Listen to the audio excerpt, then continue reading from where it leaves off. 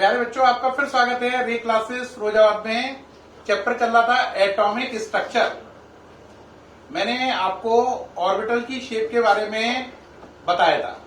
मैंने बोला था एस ऑर्बिटल स्फेरिकल होती है, पी ऑर्बिटल डम्बल शेप होती है, D orbital double dumbbell shape होती है और डोनट शेप होती है, और एफ ऑर्बिटल जो होती है वो कॉम्प्लेक्स शेप की होती है।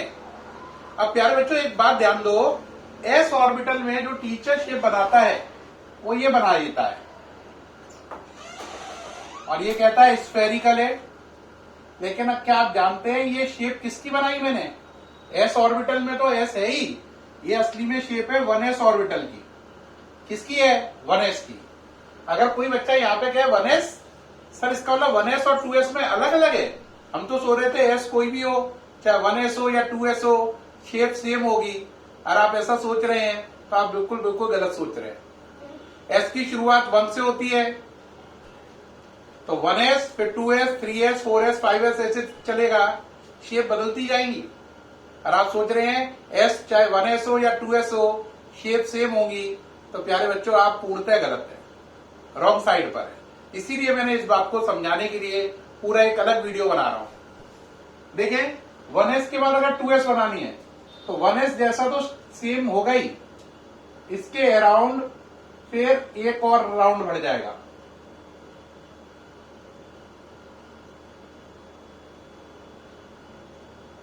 ये राउंड और बढ़ गया। ये शेप है अब 2s की, जो बीच में ये जगह खाली छूट गई, यानी यहां इलेक्ट्रॉन है, इस घेरे में इलेक्ट्रॉन है, इस सर्किल में इधर नहीं है। तो जो ये जगह है यही है नोड। और आपने मेरा वीडियो देखा होगा, मैंने बताया था नोड 2 टाइप के होते हैं। पहला नोड बताया था रेडियल या स्फेरिकल, दूसरा बताया था एंगुलर नोड।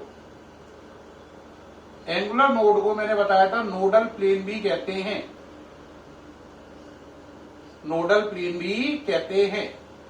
रेडियल नोड निकालने का फॉर्मूला था n माइनस एल माइनस 1 और nodal plane equal to L होता है।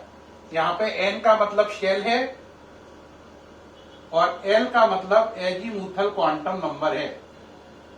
अब बच्चे कह रहे हो क्या कर रहे हो सर, कंफ्यूज तो नहीं कर रहे हो? बिल्कुल नहीं। देखें बेटे, जो यहां पर ये नोड नजर आ रहा है, अब आपके मन में क्वेश्चन होगा ये नोड कौन सा है? आंसर देखो, आपको मालूम है एसपीडीएफ, एल की वैल्यू कितनी होती है? 0 1 2 3। तो एस के लिए एल कितना है? 0। तो यहां पर आप देखें, ये डायग्राम और ये डायग्राम दोनों में देखें, दोनों में ही एंगुलर नोड 0 है। अब इस वाले डायग्राम में रेडियल नोड नहीं है और ना एंगुलर नोड है। इस वाले डायग्राम में एंगुलर नोड तो नहीं है, लेकिन ये जो नोड दिखाया है ये नोड कौन सा है? रेडियल। यानी मैं आपसे क्या कह रहा हूं, आप समझ भी रहे हो? मैं आपसे बहुत साफ कह रहा हूं, 1s ऑर्बिटल में ना तो रेडियल नोड है ना एंगुलर नोड है, दोनों में से एक भी नोड नहीं है। जबकि 2s ऑर्बिटल में एंगुलर नोड तो नहीं है लेकिन रेडियल नोड है, और वो ये है। और नोड क्या होता है? वो जगह जहां इलेक्ट्रॉन मिलने की पॉसिबिलिटी 0 होती है उसे नोड कहते हैं। अब एक बच्चे के दिमाग में होगा, और जहां पॉसिबिलिटी सबसे ज्यादा होती है उसे क्या कहते हैं? अरे उसी को तो ऑर्बिटल कहते हैं। जहां इलेक्ट्रॉन मिलने की पॉसिबिलिटी सबसे ज्यादा हो वो ऑर्बिटल, और जहां 0 हो वो नोड। नोड 2 टाइप के हुए, कौन कौन से? रेडियल या स्फेरिकल नोड, और दूसरे एंगुलर नोड या नोडल प्लेन। 1s ऑर्बिटल में दोनों नोड नहीं है। 2s ऑर्बिटल में रेडियल नोड 1 है, एंगुलर नोड 0 है। एक बच्चा कहेगा अगर सर 2s की जगह 3s होती तो? अब मैं 3s का डायग्राम बनाता हूं, देखो जरा। अगर 3s होती, डायग्राम बनाने में कोई खास बात नहीं है। ये 3s ऑर्बिटल का डायग्राम चल रहा है, ये सेकेंड सर्किल, ये थर्ड सर्किल।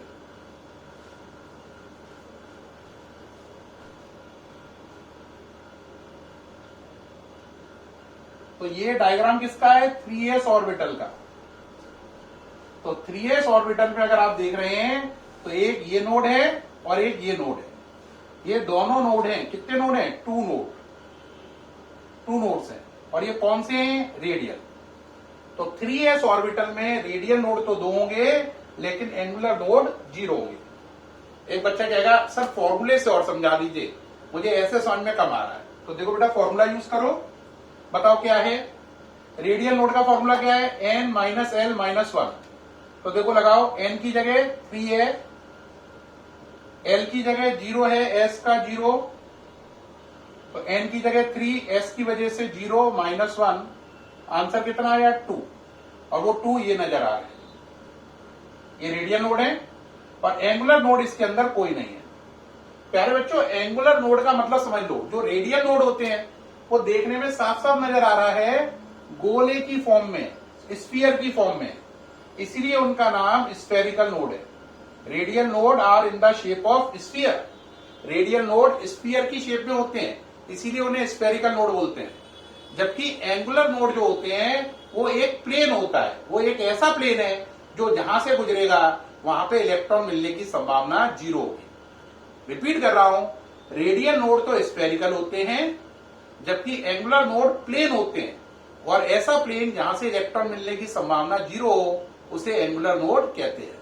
ठीक, तो हमने 1s 2s और 3s ऑर्बिटल में देखा, तीनों में एंगुलर नोड 0 है। रेडियल नोड की बात करें तो 1s में ये 0 है, 2s में ये 1 है, 3s में ये 2 है। लेकिन ये नोड 1s 2s और 3s में तीनों में ही 0 है। अब उम्मीद है आपको यहां से क्लियर हुआ होगा। अब बात करते हैं, आपके दिमाग में होगा 2p वाले में भी बताओ सर।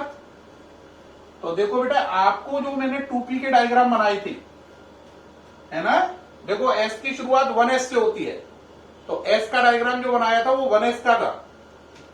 p की शुरुआत किससे होती है? 2 से, तो 2px का डायग्राम ऐसा होता है। किसका? 2px का डम्बल शेप, ये डायग्राम है 2px का। ये बच्चा कहेगा ये डम्बल शेप जो डायग्राम था ये 2px का था सर, हम तो सोच रहे थे हर px ऑर्बिटल ऐसी होती है। अगर आप ऐसा सोच रहे हैं तो फिर कहना चाहूंगा आप गलत ही सोच रहे हैं। ये 2px ऑर्बिटल का डायग्राम है पर्टिकुलर। अब आप कहोगे 3px का क्या होगा? बेटा 3px का डायग्राम अगर आप बनाएं तो डायग्राम ऐसा होगा, देखें,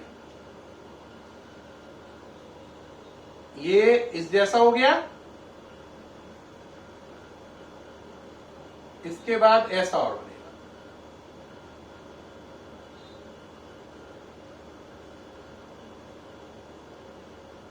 ये एडिशनल बढ़ जाएगा।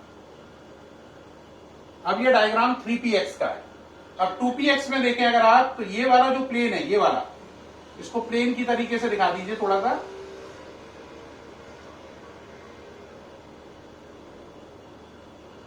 ये जो प्लेन है ये वाला,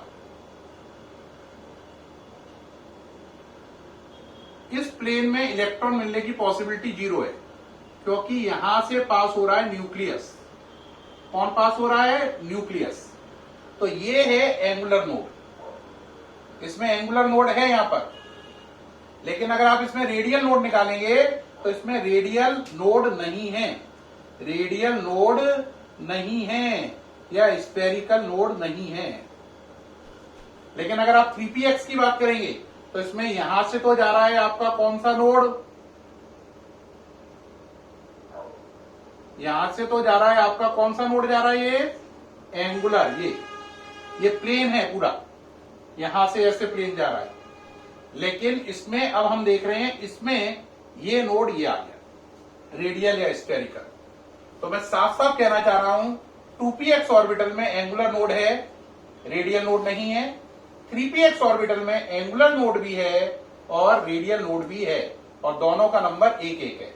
इसमें एंगुलर नोड 0, स्फेरिकल नोड 1, इसमें एंगुलर नोड 1, स्फेरिकल नोड 1। अब एक बच्चा कहेगा सर 4px क्या करेगी? अगर यहीं पे मैं 4px को चेंज करूं तो देखो 3px को मिटा रहा हूं, 4px कर रहा हूं बस यहीं पर। तो देखो अगर मैंने इसे 4px कर दिया तो ये मिट गया, देखो डेटा जरा। 4px करना है तो मुझे एक और राउंड बढ़ाना पड़ेगा ये,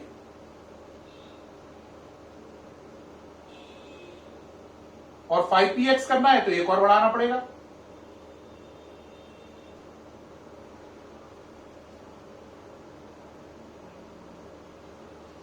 अब ये जो डायग्राम है ये किसका है, 4px का। अब इसमें देखो एंगुलर नोड अभी भी कितना है, एक है, लेकिन स्फेरिकल नोड कितने हैं, एक ये है एक ये है। तो स्फेरिकल नोड कितने हो गए, 2 नोड। तो इसमें स्फेरिकल नोड 2 है। ठीक। अब एक बच्चा कहे सर चेक करा दो फॉर्मूले से। मैं फॉर्मूले को वैलिड मानता हूं, आपकी बात को नहीं। ठीक बेटा, किसमें चेक करना चाहोगे, मान लो 4px में। तो चलिए भाई, पहले का फॉर्मूला क्या है बोलो। पहले का है n माइनस एल माइनस 1। तो देखो नंबर क्या लिखा है, 4। एल की जगह p होने से px py pz, p है ना, p1 है, px हो चाहे py हो चाहे pz हो, p1 है, -1 साफ नजर आ रहा है। कितने आए, 2। तो स्फेरिकल नोड 2 नजर आए, एक ये रहा एक ये रहा। अब एंगुलर नोड किसके इक्वल है बोलो, एल के। एंगुलर नोड है एल के इक्वल, और एल की वैल्यू पी के लिए कितनी है, 1। तो एंगुलर नोड होगा 1, और वो आपको ये नजर आ रहा है, जो ये प्लेन जा रहा है ये। तो हमने साफ देखा कि 2px का डायग्राम अलग है, 3px का अलग है, 4px का अलग है, और 5px का भी अलग होगा। ठीक, समझ में आ रहा है। और मैंने दोनों डायग्राम में आपको स्फेरिकल और रेडियल नोड असली में कहां है वो दिखाए, और ये भी बताया स्फेरिकल नोड का नाम स्फेरिकल इसलिए पड़ा, स्फीयर शेप में है। और एंगुलर नोड असली में नोड क्या है, वो एक प्लेन है, ऐसा प्लेन है जहां इलेक्ट्रॉन मिलने की पॉसिबिलिटी 0 है। एक बच्चा कहेगा डी ऑर्बिटल में भी सब कुछ ऐसा बता सकते हो, यस। अगर याद करो तो डी ऑर्बिटल कहां से शुरू हुई थी जरा बताओगे। आपको अगर याद नहीं हो तो एस का डायग्राम जो मैंने बनाया था वो 1s का था, फिर 2s, 3s, 4s। पी का डायग्राम जो बनाया था वो स्टार्ट हुआ था 2 से, तो 2px, 3px, 3py, 4py। ऐसे ही 2py, 3py, 4py, 5py। ऐसे ही 2pz, 3pz, 4pz, 5pz। अब डी की शुरुआत कहां से हुई थी, आंसर 3 से। तो जो आपने डायग्राम देखे थे वो देखा था 3dxy का, 3dyz, 3zx, 3dx² y² और 3dz² की। अब हमें बात करनी है कि शेप कैसी लगेगी 3dxy की। मैंने बताया भी था ये x है ये y है, इसमें डबल डंबेल है, और ये डबल डंबेल कहां है, एक्सिस के बीच में। ये 3dxy है। अब एक बच्चा कहे 3dxy सर ऐसा है तो 4dxy कैसा होगा, क्या वो अलग होगा, यस बिल्कुल अलग होगा। देखें ये x ये y, डब्ल्यू नंबर 1 और 2। अब इसके ऊपर एक और बढ़ जाएगा, ऐसे ऐसे इस पे बढ़ जाएगा, ऐसे इस पे बढ़ जाएगा, ऐसे इस पे बढ़ जाएगा। ये हो गया 4dxy। क्या हो गया, 4dxy। अब 4dxy में अगर आप कहें कि सर नोड जरा कैलकुलेट कराना, तो देखो भाई इसमें करो, है ना, करो भाई। पहला क्या है, radial node n minus L minus 1। 4dxy में कर रहे हैं तो इसे मिटाल दे रहे हैं। Radial node n minus L minus 1 लगाओ। n की जगह कौन सा है, 4, d है तो कितना होगा, 2 माइनस 1 इक्वल टू 1। तो रेडियल नोड कितना आया, 4 minus 2 minus 1 equal to 1। Angular node कितना आया, एंगुलर नोड एल के इक्वल है, यानी कि किसके इक्वल है, 2 के। तो 2 हो गया। अब इसमें एंगुलर नोड अगर आप मुझसे पूछोगे तो देखो एक तो ये प्लेन है, यही वाला, ये प्लेन है, देखो ये न्यूक्लियस से पास हो रहा है,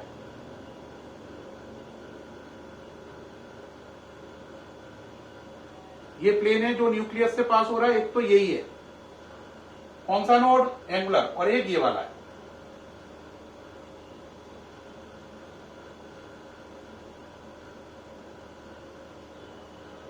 ये दोनों प्लेन इसके कौन से नोड हैं, इसके नोड हैं ये वाले कौन से नोड हो गए ये वाले? Angular node. कितने हैं? 2। एक तो ये है और एक ये है। अब आप कहोगे सर इसमें रेडियल नोड कौन सा है? बेटे ये इसके रेडियल नोड है, देखो कौन सा रेडियल नोड, ये चारों पे मिलाकर ये 1 कहलाएगा, यानी ये 4 नहीं गिने जाएंगे, ये सब मिलाकर 1 माना जाएगा। ये 4 काउंटिंग नहीं होगी कि 1 2 3 4, ये सब मिलाकर 1 माना जाएगा। ऐसी अगर ये 5dxy हो जाती तो यहां पर भी क्या होता? 5dxy होने पर देखो यहां पर भी एक राउंड और बढ़ जाता, यहां पर भी एक राउंड और बढ़ जाता, यहां पर भी एक राउंड और बढ़ जाता, और यहां पर भी एक राउंड और बढ़ जाता। अब कितने होते? ये इस पर ये सब मिलाकर ये और ये मिलाकर कहलाता 2। एक लोब पे देखते हैं, एक लोब पर कितना हुआ? ये कितना हो गया? देखो ये सब मिलाकर कितने कहलाते हैं? 2 कहलाते हैं। चेक करना है तो चेक कर लो। 5dxy n की जगह क्या हो जाएगा? 5 - 2 - 1 = 2, तो रेडियल नोड हो जाएंगे 2, और एंगुलर नोड पहले की तरह ही कितने रहेंगे? 2। तो इसमें 2 5dxy में 2 तो क्या है? एंगुलर नोड ये रहे, और 2 क्या है? रेडियल नोड ये रहे, या यूं कह लो ये रहे, या ये रहे, या ये रहे। ये सबको मिलाकर 2 ही माना जाएगा। ठीक है कि नहीं? तो इस तरीके से रेडियल और एंगुलर नोड का कॉन्सेप्ट अल्ट्रा क्लियर करने की कोशिश करी है इस वीडियो में। जो पहले मैंने रेडियल और एंगुलर नोड्स निकालने सिखाए थे, इस वीडियो में उन्हें अल्ट्रा क्लियर किया है। सामने से हट रहा हूं। उम्मीद है सारा समझ में आ गया होगा। यही काम आप एफ ऑर्बिटल में भी कर सकते हैं इसी तरीके से। वीडियो कैसा लगा? उम्मीद है बहुत अच्छा और बहुत जानकारी देने वाला वीडियो था। Thank you.